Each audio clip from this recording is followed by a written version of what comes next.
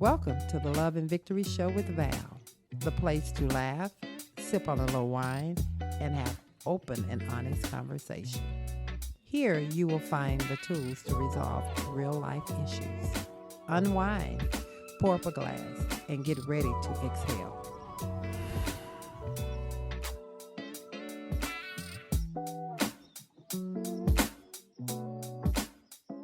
Hi, welcome to the Love and Victory Show with Val. I have on set with me today, I have Haley. Hi, Haley. How you doing? Hi, I'm doing great. Are you ready to have this candid conversation? I am. I'm excited. Okay, and then I have Ariel. What's up? Are you ready for this conversation? Yes, I am. Okay, the conversation today is going to be, does love what? What is the conversation? Does love trump religion? Oh, does it? We'll find out. Okay, well, are you guys ready for this conversation? Because I am. I'm going to throw out a couple of questions, and then we're just going to have conversation about it. How about that? The first question is, how does religion influence society? Let's just start there. Okay. I think religion plays a huge role with how society is shaped and defined when it comes to politics, when it comes to just culture. So I think it has to do with just a lot of the Christian beliefs that we have, and that has influenced how, society has decided on recent laws and how we carry ourselves. Okay, so if we take that stance, do you think society at large is divided because of religion? Or do you think society as a whole is saying, oh, we're going into a better direction because of religion? Or do you think we're going into the pits? It's definitely divided. Okay, and why is it divided? Why do you feel? I feel like it's divided because there are some religious bad apples that use religion to kind of either create fear in someone or they use it to justify hold themselves up higher than others, or browbeat someone. Yes. They want you to succumb to their belief, how they feel about something. So they figure, especially I find that in the older community. I hate to say that, but even for myself, I come from I don't want to tell my age, but back in the 60s. So the way we were raised. Do the math in my head right now. Oh, God. Okay. The way we were raised is we do what our parents say do. We don't question anything. If they told us, be quiet, you be quiet. You don't ask questions of why. If they say, go sit down, don't say anything, stay in that corner, we're not going to question it. The generation of today questions everything. And so we tend to, our generations followed more of what our parents said as far as religion, meaning that if they were Baptist or Methodist, pretty much that's what we would be, because that's the way we grew up. So we never questioned it. I think with you guys' generation, you're questioning religion more. Would you agree with that? Yeah, I agree. Okay, so now we're getting ready to get into the conversation of religion and love. What do you have to say about that? How does that impact? I'll go with you. Okay. Well, religion has played a big part in my life. Like when I was like raised in a really religious household, but I ended up making my own decisions, and that has influenced. It still influences me today, but like I've been trying to learn how to balance that out with religion and like how it should work in my personal life and how I should treat others. Okay, so when you say that balancing it out and finding a balance for you, what do you mean? How should that work? Meaning that should you just go strictly by the Bible, or should you apply what the Bible is saying? Elaborate a little more on that. Okay, so I believe that the Bible has great philosophical morals and some that you should follow, but some of them are very, like some people make it too strict to the point where even appearance-wise, there's a certain way that you're supposed to look. And I believe that you should go with what you're comfortable with, as long as it's not extreme. Like, I don't believe you should go to one extreme or the other extreme. It should be in the middle. Well, I think that goes back to what you said earlier. People like to take their interpretation of that Bible, Mm-hmm. and then they want to make that be Bible because that's their interpretation. But I don't think that God defined the Bible for it. My personal opinion, it's just my opinion. I don't think that the Bible was designed so much so that you can't think. You know what I'm saying, and feel for yourself. And I think part of the reason, just like you said, you had to find your own fit in this Christian journey, in this Christian walk. And I have to agree. I think we have to. Yes. What's your I thought? agree too.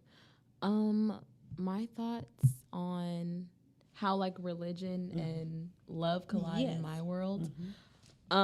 It definitely is, like Ariel said, it's a big part of my life, and it just gives my life meaning. And I look at religion as a positive thing, even though there are some negatives. Like you said, you do have to find your own belief in it, if that makes sense. But yeah, it really impacts how I treat others. So do you think that people should date people that are of a different religion? Such a good question. You know what? I struggled with this. I don't know if anyone watches this. I watched The Bachelor and The Bachelorette, and there was this one season with Tasia, and she had some really good men in the final rounds, and one that was like a fan favorite. I can't think of his name right now, but she ended up not picking him because he wasn't an atheist, but he didn't have like a religion or anything. He was just free flowing. So in But other he words, wasn't opposed to getting into it, like for her. But she just didn't like that. He didn't like grow up with it and have that a part of himself already. So she didn't end up. So she didn't think. Okay, what's your thought? Because I have a whole that kind of want to get me going. So this is where it comes to, like, because I studied the Bible a bit, right? And there's a verse in the Bible that does mention that you shouldn't date, or like recommends you shouldn't date outside of, the belief system, because, you should have the same foundation. But then that's when I just bring in my personal beliefs. I think, personal opinion, that you shouldn't date somebody too extreme from like what you believe, because then that could cause problems with how you want to raise your children. You want to have someone that can support you in your faith, especially if you want to grow and learn more, whether that be in a different religion or Christianity, which is what I usually believe in. So like you want to have that. Say what I usually believe in. Okay. Because there's just many things that I'm still studying from other religions. Yes. So I just want to make sure I get the whole sphere of it. But I believe that you should find someone similar.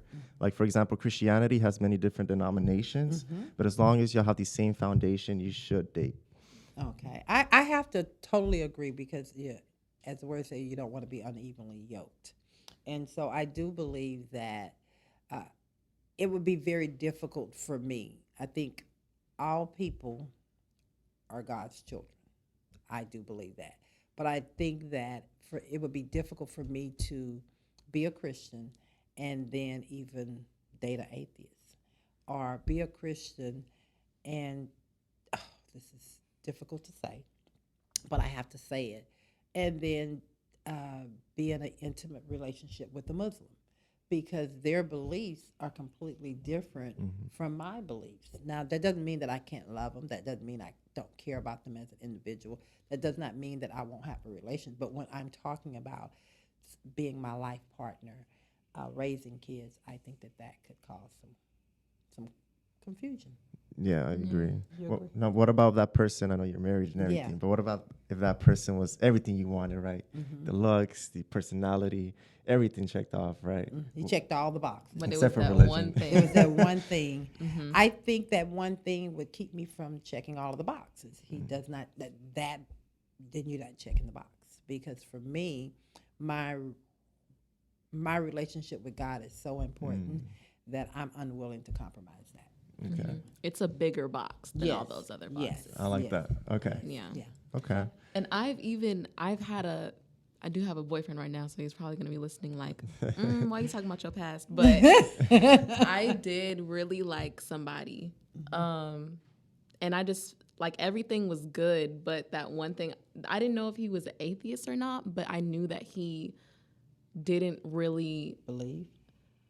he was raised in it. I know that, but he was definitely one of those people that questioned a lot. But I didn't know his stance in it, but it was something negative. I knew, and it was just I couldn't do it. And I think that goes back to the title of the show. So does love trump religion? In this case, I don't think it does. You don't think it does? What are you? To the extent of like loving, like intimately loving somebody and being in a partnership with them, no. But if somebody has a different religion than you or doesn't have the same beliefs as you, we should still love everyone as a person. I agree. You know? I 100% agree with you on that. Now, when I'm thinking of a relationship, does love trump religion? Ooh, I hate to say it, but no. It's our own preferences. It's our life. We got to do what makes us happy. And I would have to agree. Now I'm going to take it a little deeper. Ooh. Have you ever, and I'm turning to you, have you ever dated someone with no faith? With no faith. Honestly, I've gotten lucky. Most of the people I've dated have had some sort of belief. So I know my sister dated somebody with no faith. And that was very difficult because she was a musician and she went to church a lot.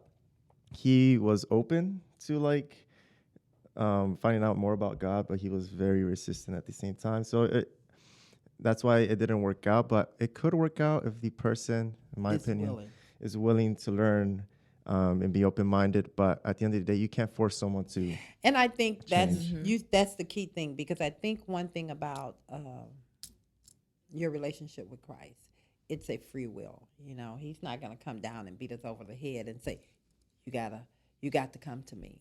Through your own personal relationship, through your own experiences, we hope that road takes you. And most of the time, the only Christ we see, or the God we see, is the person I see like you, you, and so we're supposed to treat people the way we want to be treated. I have to see the good in you, And so with that being said, I got to ask you this. I asked this question. If you brought someone home that checked all the boxes, and there was a religious difference, and not a difference from the standpoint I don't believe, but now I like incense, sage of this person, or rocks, or That's what they're into? that's what they're into. So they're spiritual but not religious. Yes, let's talk about that. Ooh. I mean, I feel like you can be both. You can be a spiritual and religious person. Please break that down for me. So you're telling me I can go with the sage, and I can go with the stone. I don't use sage. What is that personally? Sage is for protection. But isn't that what Jesus Christ? Right. Okay, the Holy Spirit. But people usually that use sage, I don't know. I guess it's like a double protector. How? Okay. I'm confused. We're gonna have this conversation. I mean, if anybody, please give me your comments, give me your whatever. But let me say this: so I don't use sage, but I do have friends that dabble into the spiritual, crystals, and I've been gifted actually sage. Never use it. It smells amazing. I think it's like frankincense, and like it has amethyst on it. My favorite color is purple, so I like have that in my house for decoration. But like I have friends that are into that, and I have friends, but sage is from like Native Americans, I think. Like they used to be mad on Can Twitter, somebody Google and that they're for like, me? yeah, let's Google Let's it Google because that. I saw something about Native American people being upset that now it's kind of like a modern new thing for like a new age practice for spiritualism to be using sage, and people are using it the wrong ways, and before some people think the sage and stuff is actually the devil. I was getting ready to go there. Yeah, and it opens up door, because when you're spiritual, that's why you have to know God's word. Yes. Because when you are dabbling in spirit, it's not just good spirit. You open up the world to every type of spirit and being. So that's why I think people have a double protector, because people that want to go into the spiritual world and dabble in whatever's going on, they want God to protect them at the same time. I'm trying to hold my composure over here. Oh man. So, And this is just what I think. and I'm not knocking in you. it, No, but- I'm not knocking you because that's your belief. No, I don't believe it. No, but you have it in your house. Oh my, for decoration. I But don't okay, believe so in the. so She's this not practicing that. I am not practicing it. I didn't say you practicing it, but we can't bring everything into our house. Okay. Oh, you're a strong believer with like what you bring into I'm, the house. I'm a very strong believer. Just like everybody is not. I don't allow everybody into my personal space. Okay. So you have to be careful With what you bring what into you're it. bringing into your personal Right. space. And I mean, I don't know enough about Like that sage and stuff. what I do know. Okay, well, yeah. Okay, what I do know is, we got something from behind the mic. Come on over here. What do you have? Take this mic and jump on in here. Hi. Okay, I do have a question. You know how like Catholic, when when they're in a church and like they have a little sage thing you find around? Isn't that like something spiritual that they use? Oh, you're talking about the little, something in a little. Yeah, they like having a little Like lamp or yeah. And it burns and stuff. It's like an incense. there you go. Incense. Yeah, so Catholics use I know it comes from. It's from spiritualism. Doesn't it come from Native Americans? They use it. Indigenous people. That's how you say the word. Yeah, and then Yeah, that Indigenous. word. Indigenous. Indigenous Yes. people for like cleansing a person or space, spiritual ritual. Okay, so can you also now Google? And I'm sorry, guys, because this is what's all on my. No, you're through this fine. This is conversation. a great conversation. So can you also Google what's that stuff they do over voodoo? Well, Oh, voodoo regarding, and like, the hoodoo and incense all from that. Catholics, they use that from the Old Testament, right? So like we don't need that anymore because we have the Holy Spirit. But like back then, they will need to do that because we were Yes. sinful, right? According to Right. the Bible. So you had to purify yourself with incense and a sacrifice. But the sacrifice was Jesus in the sometimes in Christian terms, right? So I don't believe in like having to do all that anymore because now you have the Because protection. he's already been. Right. Yeah, he is here. He I is don't come. know why other people do that. And I'm actually glad we're having this conversation because it's a conversation. Okay. Well, I don't know why I wanna read it. Christians So, would Ariel, you want wanna- to do that. Right. I guess is my why would a Christian want to? right. So Ariel, from behind the mic, just gave us something. What did you find out about that? So it says some anthropologists estimate that voodoo's roots in Benin, formerly the Dahomey, hope I said that right, West Africa, may go back to 6,000 years. Today, an estimated 60 million people practice voodoo worldwide. Okay. Yes. And so does it say anything else in there about, and again, please, I don't want to offend anyone. And please don't take this as being offensive in any way. But I really want to have this conversation. So when we, voodoo, don't they use some of these same little things? So, this is what I think. Again, I don't practice this, but sage doesn't mean different things. Okay. It means to cleanse. I think it has that one groundbreaking rule. There's different types of sage for different things, but when people that practice these ritualistic, That's not a ritualistic thing? A it sage? is when they Okay. practice the ritualistic and they get sage. Usually, from what I've seen on TV. They're cleansing. So it's the art of kind of clearing everything. So their intention and what they're trying to do is like solid. Like that's the only thing that's with them at the time. So I to was focus looking at, on. I get you. So I was looking at TV, on one of these shows, and this woman is at a restaurant. This is why I'm really struggling with the sage stuff. She's at a restaurant with another person. They met at the restaurant, and apparently they were upset with each other. So she comes in with her sage. She's sitting at the table, and she started Using it? saging all over. And that's what I'm saying to you is foolishness. I mean, I'm sorry.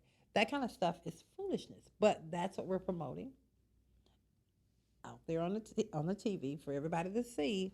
What is she accomplishing? You're sitting there at a restaurant eating dinner with someone, and you knew it was going to be a kind of, I guess, to ward off bad spirits because she Or said bad it's gonna, energy I or don't know what that something. is, but it was reality, or was it like a made up show? It was a reality TV show. I mean, that goes back to the indigenous and Native Americans saying, y'all are taking our stuff and using it in all these types of different ways, and it's not what's supposed to. Yeah, it's not what it was made for, where it came from. It didn't come from that place of how people are using it now. And I know we kind of got off the conversation of where we were going, but that really, I think, for. Sorry, I got one more question. Sure, come on. Oh, that's okay. That's okay. Come on. Okay, isn't it like, like holy water? You know how they used to throw holy water on everything? Isn't it like similar to sage in a way? I'm confused. It's similar in the way from how religious people use it, but more in the spiritual side, that people that don't really have religion use sage. So it's different, but in the same way of like protection. I think we really Same need guideline of protection, but just from different backgrounds. I think this is worth having a conversation on and getting a little more knowledge about the. It is. About the saging and the different traditions and different things you do, because I don't want to insult anyone. I just think where the problem comes in is us religious people using practices that are not for us, if that makes sense. Yes. That's where the issue is there, because it's like, why? Well, that's not what you've been taught or what you've been. People want to experiment, sometimes people just want to see how it feels. And then sometimes I believe, like, even though I'm not too informed in this, but like if it helps somebody be a better person, then why not?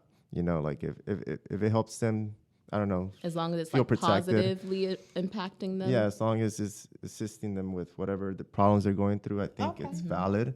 But I don't know too much about like the sage or anything too. And for me, again, I'm not here judging anyone. I don't know enough about it to be able to have a position one way or the other. It just makes me question.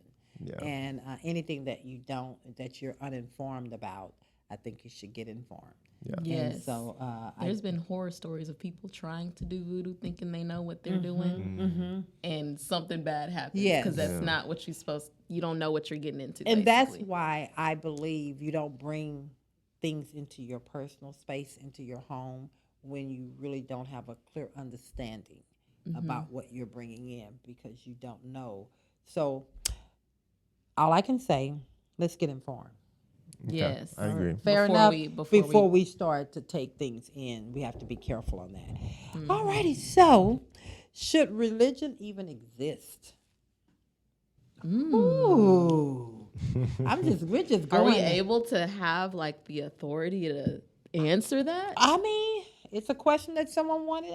These are one of the questions that we got. Should thrown religion at us. even Should exist? religion even exist? You know what? I think it Somebody should, wants that answer. because I did a paper actually senior year, and I did a comparison on atheists in history who have done some terrible things. And like I said, like religion to me, it brings meaning. I feel like when you don't have meaning in your life, you tend to do reckless, right? I agree. And I think there should be religion. People should see the beauty in life, and it just brings so much good And peace. I agree. Exactly. What's your thought? I think religion should exist. However, I don't think it should be defining, because many people use that to justify everything that they do, and many times they could, they can take a verse and describe it how they want to see it, or like how they want to see the world. So I think it should exist for sure, because it helps people live a life that's fulfilling. But at the same time, religion does cause a lot of issues, a lot of division.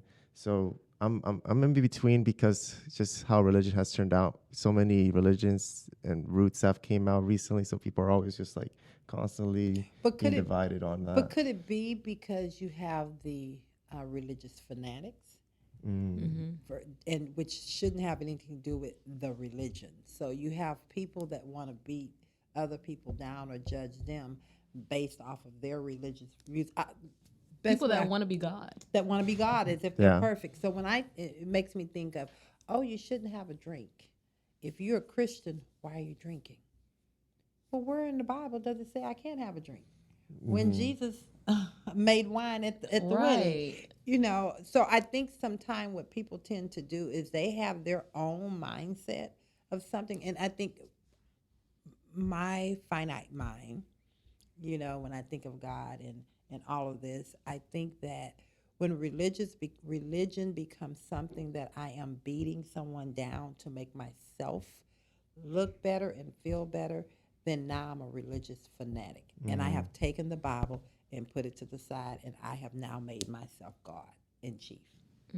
And I think anybody that is sitting around passing judgment, because we shouldn't judge one another, passing judgment on your belief or your belief, I think we really need to check ourselves, because we should treat people the way we want to be treated and be Christ-like. That's just mine.